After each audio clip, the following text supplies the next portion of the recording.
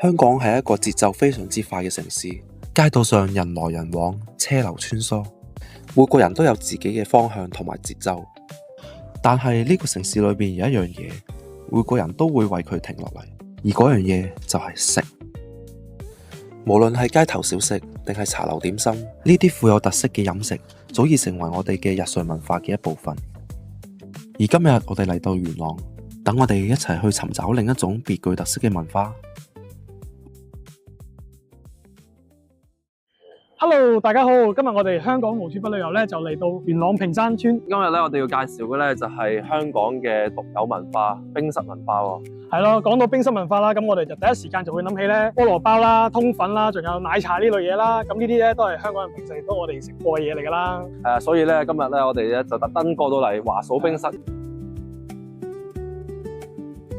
我哋嚟到華嫂冰室咧，就大概係晏晝2點幾鐘，照計就已經過咗午飯時間啦。但係我哋一入到華嫂冰室入邊，依然有非常之多人，非繁忙時間都有咁多人嚟呢度食飯。咁華嫂冰室吸引大家嘅，可能唔單止係食物咁簡單啦。咁呢間店有乜特別呢？不如我哋就一齊坐低食下嘢睇下啦。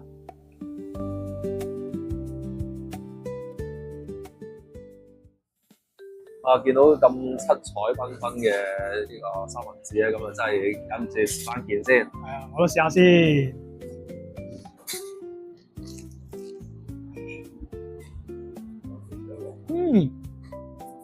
好味喎，好 fresh 啊！食落去。係咯，雖然出邊陣味係好 fresh 嘅，但係咧食到入邊咧，嗰個口感又嚟，另一種體驗嚟嘅。我所以先食到蛋，再食到係番茄，然之後仲有生菜，佢係幾種唔同嘅口感咧擺埋咗一齊。呢個口感真係非常之新鮮啊！絕對推薦大家過嚟食。係啊，呢個係我之前喺其他冰室咧從未試過嘅體驗嚟。呢個咧就係招牌菠蘿包啦。我哋見到呢個招牌菠蘿包係非常之特別嘅，同我哋出邊見到嘅菠蘿包啦。佢中間唔單止有番茄，仲有牛油，佢仲有一個雞蛋夾埋一齊。咁啦，我哋正常食嘅菠蘿包都係甜口噶啦。咁呢個一眼都知道佢係鹹嘅啦。咁我哋就試下啦，佢究竟咩味嘅咯？呢一個都係非常之好味。點解咧？因為咧佢菠蘿包啦，佢本身講究咧就係外層酥脆入邊軟啦。然之後佢中間而家就加咗番茄，加咗雞蛋，再加咗鮮牛油啦。咁食起身咧，真係完全有另外一種唔同嘅感受喎。嗰個比例啦，亦都配合得非常之好嘅。咁嗰塊牛油咧就唔會太大塊啦，就唔會食起上嚟太膩嘅。睇得出佢好講究啊，喺啲細節上面咯。好，咁下一個要介紹咧就係招牌芝士鹹牛肉蛋豬仔包喎，你一齊嚟睇下。好啦，咁我哋又過一邊試一試啦。好啊。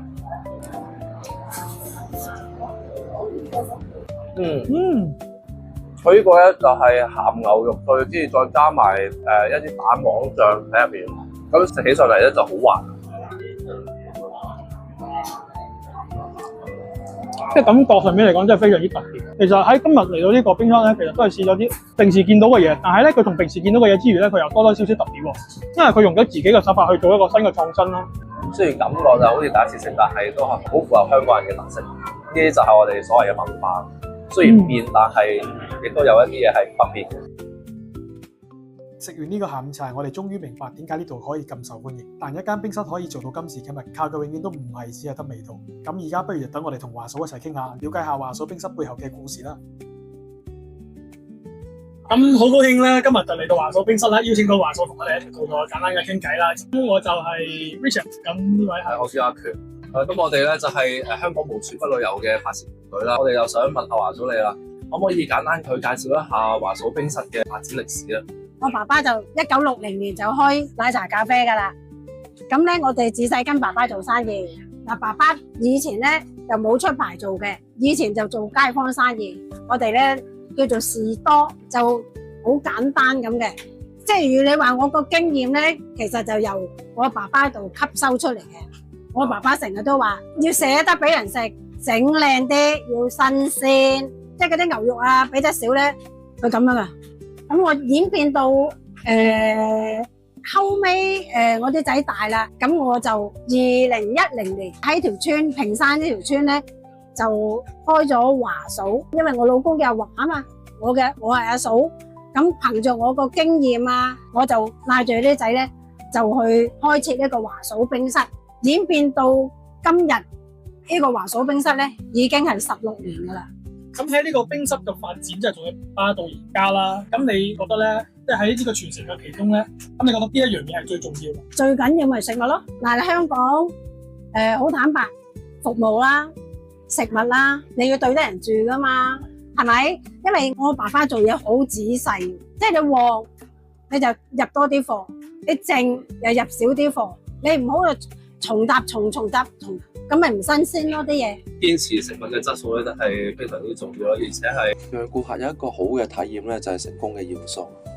咁咧啱就講完傳承啦。咁我哋遺傳嘅文化，即係一路可以傳承落去，亦都係由外區啲市民咧特登走入嚟去幫襯華嫂冰室嘅一個主要原因啦。咁咧，依家我哋就想講下創新咯。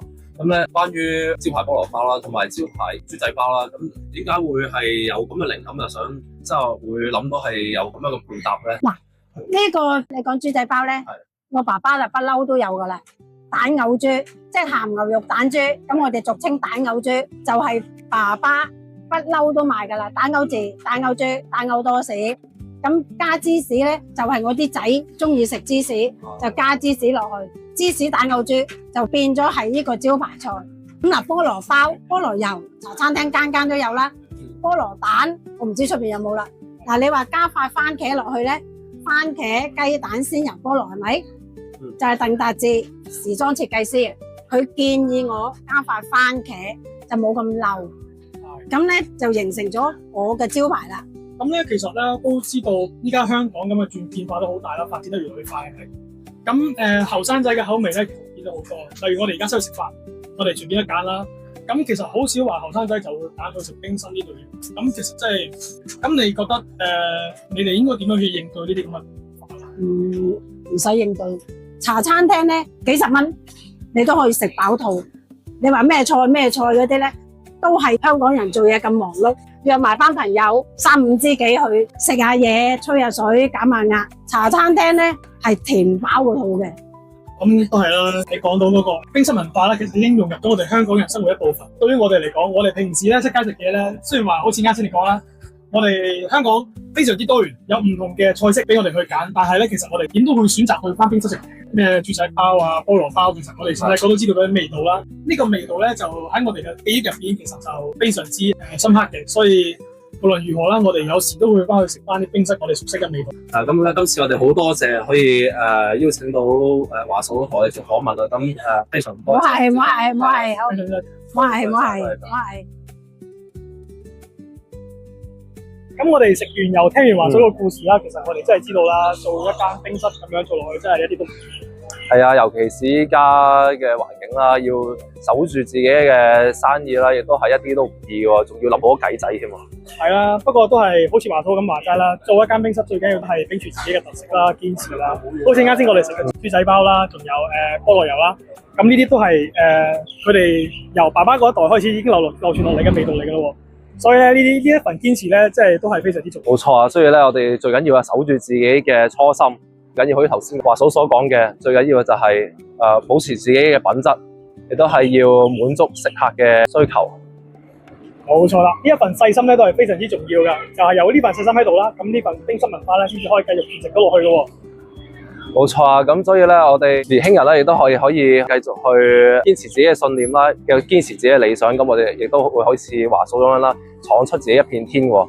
冇錯 ，OK，咁今日咧我哋嘅無處不旅遊就到呢度㗎啦，咁拜拜。拜拜。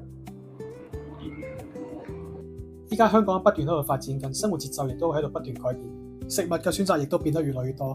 但有啲地方之所以會俾人記住，未必係因為佢賣嘅食物有幾特別，而係因為喺呢度我哋仍然可以食到一份熟悉嘅味道，感受到一份認真對待食客嘅心意。